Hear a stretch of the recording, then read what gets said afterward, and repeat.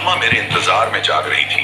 मुझे देखते ही अम्मा ने मुझे अपने पास बुलाकर बिठाया और कहने लगी, बहू अभी नादान है, तुम्हें समझदारी से काम लेना चाहिए, उसका ख्याल रखा करो। अम्मा ने मेरे सर पर हाथ फेरा और कहने लगी, चलो जाओ जाकर सायरा से माफी मांग लो, उसने चाहे जो भी गलती की हो, लेकिन तुम्हें हाथ नहीं उठाना चाहिए था। मैंने अम्मा से कहा कि वह आपके साथ बदतमीजी कर रही थी। अम्मा कहने लगी, कोई बात नहीं, अभी नई नई हमारे घर आई है, कुछ दिनों बाद वह खुद ही संभल जाएगी। अम्मा के कहने पर मैंने कमरे में जाकर सायरा से माफी मांग ली तो उसने मुझे माफ कर दिया और फिर उस दिन के बाद से उसने मुझसे कोई झगड़ा नहीं किया, बल्कि उसका रवैया बिल्कुल ठीक हो गया। मेरा दिल भी सुकून से भर गया था। मैं यही तो चाहता था कि मेरी माँ और बीवी एक ही घर में एक साथ खुशी खुशी जिंदगी गुजारे। फिर अगले महीने मुझे पता चला कि सायरा माँ बनने वाली है, तो मेरी खुशी की इंतहा न रही। लेकिन इस खबर के साथ सायरा एक नया दबाव डालना शुरू कर दिया। उसने इसरार करना शुरू कर दिया कि इस मुल्क में कुछ नहीं रखा, तुम परदेश की नौकरी करो, ज्यादा पैसा कमाओगे तो हम अच्छा घर बना लेंगे, फिर तुम वापस आ जाना, हमारे बच्चों के मुस्तकबिल का सवाल है। मैं हैरान हुआ क्योंकि नौकरी तो मेरी यहाँ पर भी काफी अच्छी थी, मगर वह बार बार यही कहती कि इतने पैसों में गुजारा मुमकिन नहीं है, हमें अच्छा घर बनाना चाहिए और बच्चों के मुस्तकबिल का सोचना होगा। बढ़ती महंगाई में बच्चों की पढ़ाई कैसे होगी? अभी तो हम 2 लोग हैं, लेकिन आगे हमारी फैमिली बढ़ेगी तो घर के खर्चे बढ़ जाएंगे। मैं परदेश की जिंदगी नहीं गुजारना चाहता था। लेकिन फिर एक दिन वह रोते हुए कहने लगी, आप मुझे सुकून की जिंदगी देना ही नहीं चाहते, वरना मेरे कहने पर परदेश चले जाते। मेरे लिए भी आपके बिना रहना मुश्किल है, लेकिन यह हमारे मुस्तकबिल का सवाल है।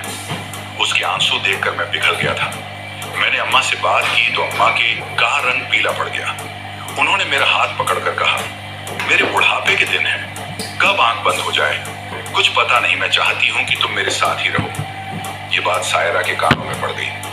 वह अम्मा से कहने लगी, आप क्यों अपने बेटे के मुस्तकबिल में रुकावट बन रही है?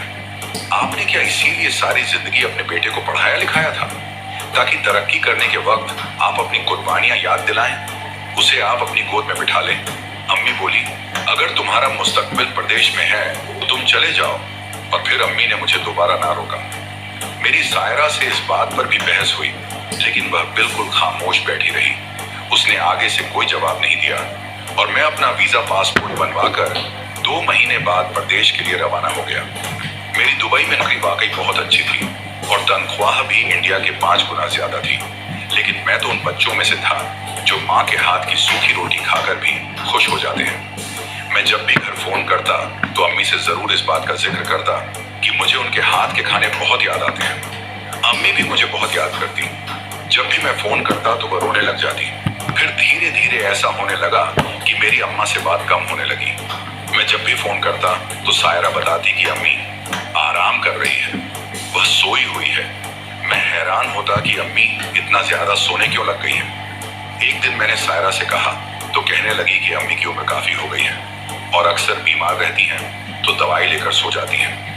आपकी कॉल आती है तो मैं उन्हें बार बार परेशान नहीं करती। फिर एक दिन घर से फोन आया कि मैं एक बेटी का बाप बन गया हूँ। मैं बहुत खुश था, लेकिन 5 साल से पहले वापस लौटना मुमकिन नहीं था। मेरी बीवी बहुत खुश थी कि उसने काफी पैसा जमा कर लिया है और जल्द वह अपना बड़ा घर बना लेगी, तो मुझे और ज्यादा परदेश की जिंदगी नहीं गुजरेगा।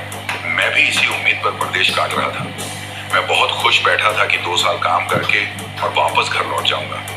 अभी मैं यही सोच ही रहा था कि सायरा का फिर से फोन आ गया। उसने सीधा मुझे मेरी माँ के इंतकाल की खबर सुना दी और यह खबर मेरे लिए कयामत से कम नहीं थी। मैं अपनी माँ के जनाजे को कंधा देना चाहता था, लेकिन इस फर्ज से भी महरूम हो गया क्योंकि अभी मेरे पास वापस जाने में 2 साल बाकी था। अम्मी के मरने के बाद मैं हर दिन अम्मी के लिए दुआएं करता और अम्मी से माफी मांगता कि आखिरी वक्त पर मैं उनके साथ ना रह सका। यह गम मुझे अंदर ही अंदर खाए जाता था। फिर 1-2 साल गुजरा तो मैंने अपनी नौकरी छोड़ दी और हमेशा के लिए वापस हिंदुस्तान लौट आया क्योंकि मेरी बीवी घर बना चुकी थी। उसने एक बड़े से इलाके में प्लॉट खरीद कर घर तामीर किया था। कुछ पैसे जमा भी कर लिए थे, इसीलिए अब मैं इंडिया में ही नौकरी करना चाहता था। वैसे भी अम्मी के जाने के बाद सायरा और मेरी बेटी अकेली थी और मुझे उनकी बहुत फिक्र सताती थी। मैं वापस लौटा तो घर की दहलीज के अंदर कदम रखते ही मेरी आंखों से आंसू बहने लगे। आज मेरी माँ मुझे इंतजार करते नहीं दिखाई दी थी। आज वह आंखें मेरे रास्ते पर बिछी हुई नहीं थी, जो मेरे देर तक आने के बावजूद भी जागा करती थी। मेरे दिल में ऐसा गम उठा कि मैं वहीं दरवाजे के पास ही जोर जार से रोने लगा। मेरी हालत देखकर सायरा ने मुझे संभाला, अंदर लाए और कहने लगी, क्यों परेशान होते हो?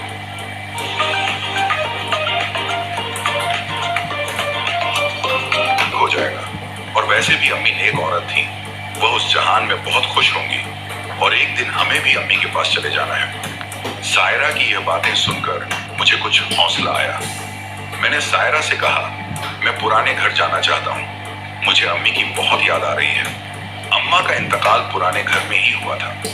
सायरा माँ के इंतकाल के बाद नए घर शिफ्ट हुई थी। सायरा कहने लगी कि वह पुराना घर तो मैंने बेच दिया है। ये सुनकर मेरी आंखें फटी की फटी रह गईं। मैंने गुस्से में कहा, ये तुमने क्या किया? वह मेरी माँ का घर था, मेरा बचपन उसी घर में गुजरा था। तुमने मुझसे पूछे बिना घर क्यों बेचा? सायरा उस घर को बेच दिया, आपको इसलिए नहीं बताया क्योंकि आप परदेश में परेशान होते। मुझे सायरा की इस हरकत पर बहुत गुस्सा आया, लेकिन खैर अब जो कुछ होना था वह हो चुका था। सायरा से कहा कि मुझे अम्मी की कब्र बताओ, मैं अम्मा की कब्र पर जाना चाहता हूँ। तो वह कहने लगी, चले मैं आपको लेकर चलती हूँ। फिर वह मुझे कब्रिस्तान में ले गई। वहां एक कब्र पर इशारा करके उसने बताया, ये अम्मी की कब्र है। ये सुनते ही मैं उस कब्र के कदमों के पास बैठ गया और अम्मी के कदमों में रोने लगा। अम्मी से माफी मांग कि मैं कितना बेकिस्मत बेटा था जो माँ के जनाजे को कंधा भी ना दे सका। कब्रिस्तान से जब मैं वापस घर लौटा तो मेरा दिल गम से बेचैन था। सफिया कहने लगी, आप थोड़ा सा आराम कर लें। फिर मैं अपनी बीवी के साथ अपने कमरे में चला गया।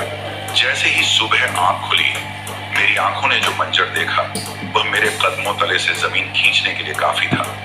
मेरी आंखें फटी की फटी रह गईं। मेरी बीवी औंधे मुंह नीचे जमीन पर पड़ी हुई थी। जब मैंने बिस्तर से उठकर उसे सीधा किया तो उसे देखकर मेरी जान निकल गई, क्योंकि वह इस दुनिया से जा चुकी थी। मैंने जल्दी से उसे गाड़ी में लिटाया और बड़े अस्पताल में ले गया। वहां डॉक्टरों ने चेक किया तो उन्होंने बताया कि उसे रात को हार्ट अटैक हुआ है, जिसकी वजह से वह काफी घंटों पहले ही मर चुकी है। अभी मैं अम्मी के गम से निकला भी नहीं था कि एक और गम मुझ पर टूट पड़ा। फिर मैंने सब्र और हिम्मत करके अपनी बीवी की तदफीन कर दी। तदफीन के बाद काफी देर तक कब्र के पास बैठा रोता रहा। कभी मैं अपनी अम्मी की कब्र को देखता तो कभी अपनी बीवी की कब्र को, लेकिन फिर अचानक मुझे अपनी बच्ची का ख्याल आया। उसी की खातिर मैं अपने घर को लौट आया। मैंने रात को अपनी बच्ची को बड़ी मुश्किलों से सुलाया था। सुबह जल्दी उठा, नमाज फजर अदा की और अपनी बेटी को लेकर कब्रिस्तान जा पहुंचा। लेकिन जैसे ही मैं अपनी बीवी की कब्र पर गया तो यह देखकर मैं हैरान रह गया कि मेरी बीवी की कब्र के अंदर बहुत बड़ा सुराख हुआ पड़ा था। ऐसा लग रहा था जैसे किसी जानवर ने पंजे मार मार कर मेरी बीवी की कब्र को खोदा हो। अभी मैं यही देख ही रहा था कि अचानक कब्र में से एक बिच्छू निकला, जिसके मुंह और पंजों पर खून लगा हुआ था। वह मुझे देखते ही वहां से भाग गया। मैं और मेरी बेटी यह मंजर देखकर डर गए। मैंने कब्र का सुराख बंद कर दिया और रोने लगा। सोचने लगा कि मेरी बीवी ने ऐसा क्या किया था कि जिसकी उसे इतनी भयानक सजा मिली है। दूसरे दिन फिर कब्र पर गया तो वहीं पहले वाला मंजर था और आज एक बिच्छू नहीं बल्कि 4 बिच्छू कब्र से बाहर निकले। मैं डर गया और कब्र दोबारा से बंद कर दी। सोचने लगा कि अब सायरा की मैयत कहाँ बची होगी। बिच्छू उसे पूरी तरह खा चुके होंगे।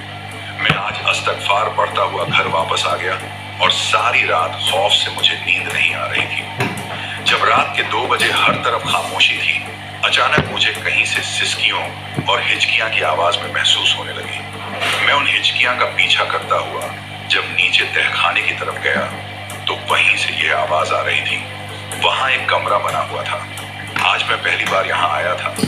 मैंने जैसे ही दरवाजा खोला तो आगे का मंजर देखकर मेरी चीखें गई, क्योंकि मेरे सामने मेरी माँ पड़ी थी जो सूख कर कांटा हो चुकी थी। उसमें सिर्फ कुछ सांसें बाकी थी। मैंने जल्दी से माँ को उठाया और अपने कमरे में ले आया। फिर वहां से अस्पताल ले गया। कुछ दिन मेरी माँ अस्पताल में रही और अम्मा बोलना शुरू हो गई। अम्मी को मैं वापस घर ले आया और अम्मी से पूछा, अम्मी मुझे तो सायरा गई है, आपको तहखाने में किसने बंद किया था? तो अम्मी ने जब मुझे सारी हकीकत बताई तो मुझे इस बात की समझ आ गई कि सायरा का अजाब अल्लाह ने क्यों नाजिल किया था। वह कितनी जालिम औरत थी, वह इंसान नहीं थी। अम्मी ने बताया, उसे मेरे सामने मारा था, तब से वह मेरी जान की भी दुश्मन बन गई थी। तुम्हारे जाने के बाद उसने मुझ पर कई जुल्म किए। वह मुझे 2-2 दिन बाद खाना देती थी और जब नए घर में आई तो उसने मुझे उस तहखाने में बंद कर दिया और कहती थी कि जिस दिन तू तड़प तड़प कर मरेगी तो यहीं तुझे दफन कर दूंगी।